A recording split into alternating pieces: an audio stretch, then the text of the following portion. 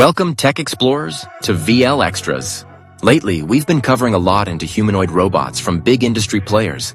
But today, we're shifting gears. Say hello to the tiny but mighty world of insect robots' mind-blowing creations, not from corporate labs, but from brilliant academicians.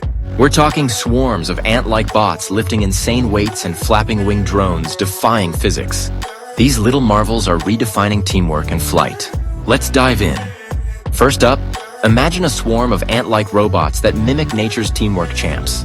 Ants have always blown our minds, lifting loads 50 times their weight, building bridges with their bodies, surviving floods as living rafts. It's otherworldly coordination. That's exactly what a team at Hanyang University in South Korea, led by Jung Jae-wee from the Department of Organic and Nanoengineering, is recreating. Their findings dropped in the Cell Press Journal device on December 18, 2024, and they're game-changing. These tiny magnetic robots work together like ants to pull off Herculean feats, think lifting objects hundreds of times their size or unclogging tubes like miniature surgeons. Here's the scoop. Each robot is a 600 micrometer tall cube, smaller than a grain of salt, made of epoxy, packed with magnetic neodymium iron boron particles. Powered by a rotating magnetic field from two connected magnets, they self-assemble into squads. Unlike older spherical bots that barely clung together, these cubes lock face-to-face for stronger bonds. Wee's team programmed them to form different shapes by tweaking their magnetic angles. They nailed a cost-effective mass-production trick, replica molding and magnetization, to churn out thousands with perfect consistency. Check this out. One swarm climbed a wall 5 times taller than a single bot, hurling themselves over like tiny stuntmen. Another group of 1,000 formed a raft on water, wrapping around a pill 2,000 times their weight to ferry it across future drug delivery. Anyone? On land, they hauled cargo 350 times heavier than one robot, and even cleared mock-clogged arteries. Oh, and they can steer tiny critters with spinning motions. Wild, right? Wee says this teamwork mimics ants' resilience. If a few fail, the rest keep going. Medical applications like clearing arteries or guiding organisms are on the horizon. But here's the catch. They're not fully independent yet. They rely on external magnetic control and can't navigate tight spaces like real arteries on their own. Wee's team is working on boosting autonomy with real-time feedback, think self-driving robot swarms. This isn't just cool, it's a teamwork revolution with massive potential. Now, let's flutter over to MIT for some aerial action. If you've ever tried swatting a mosquito only for it to zip back like nothing happened, you know insects are aerial ninjas. MIT's Kevin Yufeng Chen from the Department of Electrical Engineering and Computer Science is channeling that agility into tiny flying robots. His latest work, published this month in IEE Transactions on Robotics, introduces insect-sized drones that defy physics with insane dexterity and toughness. Why? To one day pollinate crops or inspect machinery in tight spots, tasks big drones can't touch. Building these pint-sized flyers is no picnic. Big drones use motors, but shrink those down and they flop. Older tiny bots used rigid piezoelectric actuators, great for liftoff, but brittle as glass. Bumblebees crash every second foraging, so Chen ditched the fragile stuff for soft actuators. Picture thin rubber cylinders coated with carbon nanotubes. Zap them with voltage and they squeeze and stretch, flapping wings nearly 500 times a second. At 0.6 grams, about a big bumblebee's weight, these bots can take a hit mid-flight and bounce back, even pulling off double somersaults. The new design? A game changer. Older models had 4 wing units that fought each other's airflow. Chen's team sliced it to 2, with single wings pointing outward for better lift and stability. That freed up space for tiny batteries or sensors. Hello, untethered flight. These bots hover for 1,000 seconds, over 100 times longer than past efforts, and zip faster than rivals. Chen's latest prototype, shaped like a dragonfly, cuts wing stress for longer life and precision. Assisted pollination's the big dream. Imagine swarms buzzing through fields, boosting crops without a bee in sight. Look at this. A paperclip weighs more than these drones. Tiny but mighty indeed. Chen's pushing for real-world use, but autonomy's the next hurdle, just like those ant swarms.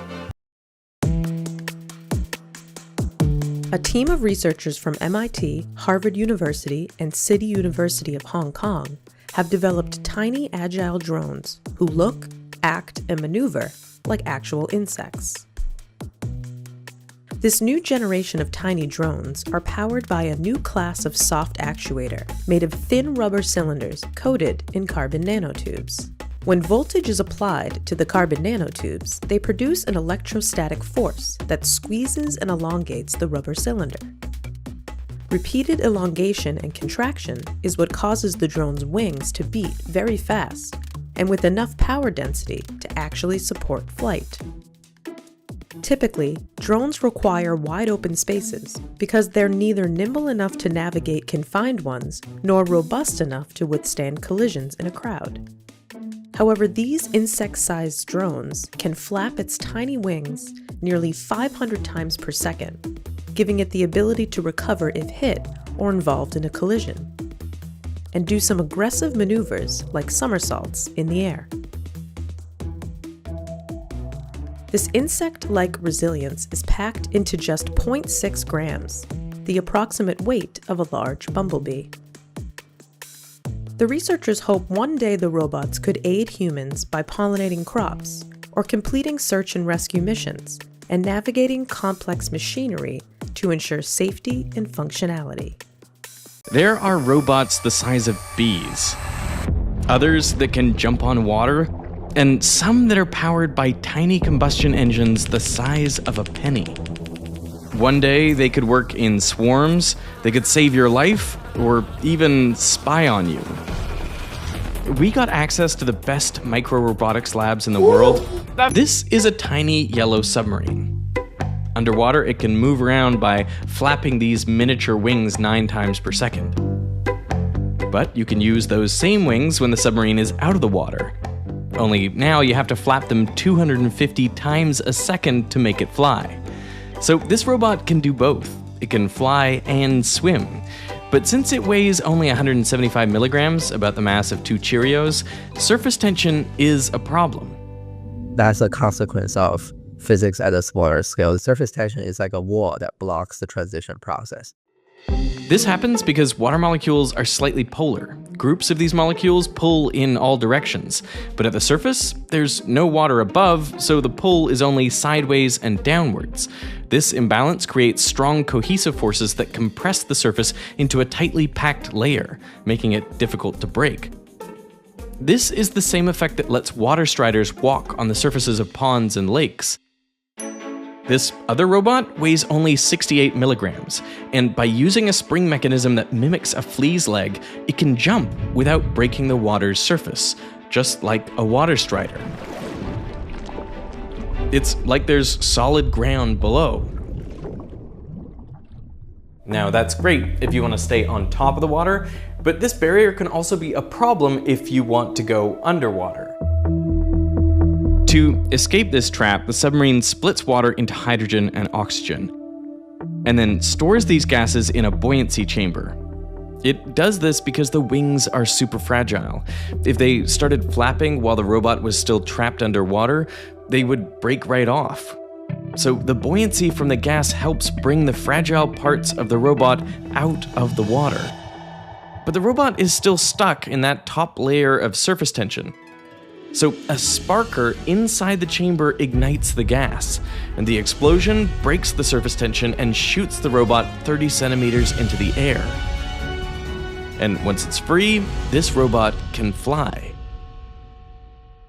This robot found a different way to break through the surface tension. It uses these large water-repellent copper pads on its feet to walk on the water. But when it needs to dive beneath, it applies 600 volts to those pads, which creates a positive charge that attracts water molecules to it and breaks the hydrophobic barrier. And that allows it to sink on command. Then, once submerged, it can walk underwater. Both of these robots were made by Dr. Kevin Chen at MIT. You're looking at the flight room, and this is where we do all of our flight experiment. As you can see, it has motion capture cameras. This lab is one of the only places in the world where robots this small attempt flight. Okay, so because this robot's so small, it has such low inertia, right? So you're saying that it could flip faster than any other drone in the world? Beyond 7,000 degrees per second. I mean, you can actually hit the button. You let me hit the button? Yeah, I'd love to. Ready? Yep. Okay. 3, 2, 1. We know whose fault it is. Getting these robots flying is tough. I mean, they're the size of bees, so the internal mechanisms have to be even smaller, like the parts of a watch. Yep. You get it? Components have to be precise to within 5 microns. That's 1/10 the width of a human hair. In the summer, we have those very big flies zipping by in the lab, and I was making the statement of, oh, they're just showing off. Take 2. 3, 2, 1.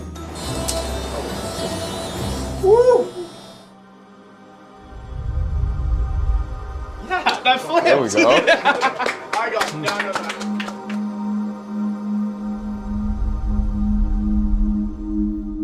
So these bots fly, but not like birds. I mean, they don't soar.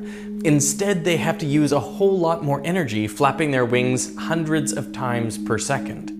So why do they do that? Well, it comes down to this scale phenomenon. Larger objects typically have less surface area relative to their volume, and that's important. Let's just approximate a flyer by a cube. Let's say it's 10 centimeters on a side. Well then, that would have a volume of 10 by 10 by 10 or 1,000 cubic centimeters, and it would have an area of 10 by 10 by 6 sides, 600 square centimeters. So the surface area to volume ratio would be 0.6 to 1. But now imagine we have a much smaller flyer that is just 1 cubic centimeter in volume. Well, its surface area is going to be 1 by 1 times 6, that is 6 square centimeters. So that's going to be 10 times the surface area to volume ratio. It's going to have a surface area to volume ratio of 6 to 1.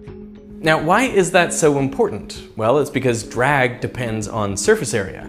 So if you have more surface area to volume, well, you're going to have a lot more drag. And also, at that small scale, you'll be much lighter relative to that drag. So you're not going to have as much inertia, so you'll get pushed around more by the air. So you can't just soar through it like a bird. And that's why bees and other insects flap their wings a lot. What they're doing is generating swirls of air above the top of the wing, and those vortices create low pressure zones. When combined with the high pressure below the wing, that is what generates lift. So they're pushed up into that low pressure region by flapping their wings back and forth. Together, these insect robots from Hanyang and MIT are defying physics and teamwork limits. What's next, self-flying pollinators or artery-clearing squads? Drop your thoughts below, smash that like button if you're buzzing with excitement, and subscribe for more tech wonders.